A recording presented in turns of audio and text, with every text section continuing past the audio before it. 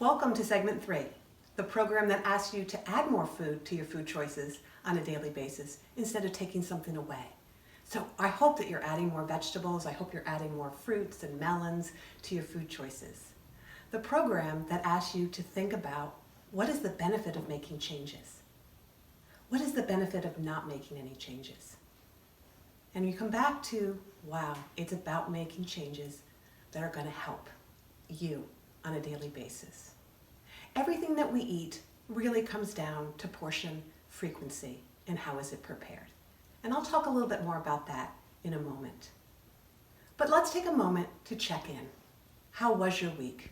What do you feel really good about?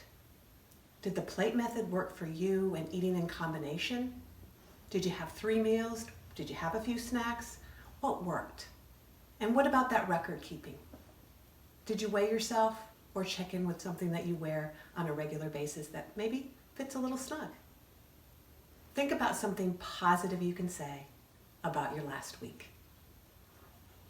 Today's handout is going to be the check-in list, and it's going to go over some of the things that we just talked about. Some items on that list we haven't touched on yet, but we will. So today we're going to talk about problem solving and the toolbox. So one of the things that you don't hear a lot about is how do we change our food routines and our habits for the long term? And that's about problem solving. So suppose that you make extra pasta and think that you're going to eat it later in the week, but you end up eating more than you wanted to that night at dinner. Suppose you're working late most days and you come home starving and you eat a big snack before you have dinner. And what about those who snack after dinner, even when they're not hungry? Those are areas that, if you change, might help your efforts down the road. And so take a moment to think about what might be an area that you want to think about coming up with something to problem solve with. So could you not make extra pasta? Then you can't eat it. Or you could take that extra pasta and put it in the refrigerator before you sit down for dinner. How about bringing a snack with you to eat on the way home in the car if you know you're going to work late? Or have a snack ready so you can grab it the moment you walk in the door. Well, that's snacking at night. A suggestion might be just simply changing your routine. Get your body out of sync from that habit of going and getting a snack. So if the weather's nice and you want to go get that snack, go out for a walk first.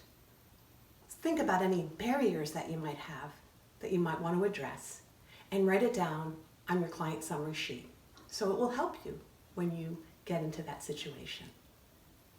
Now, what about the toolbox? I had mentioned that before. We were going to talk about a toolbox. I'm a firm believer that everybody needs a toolbox.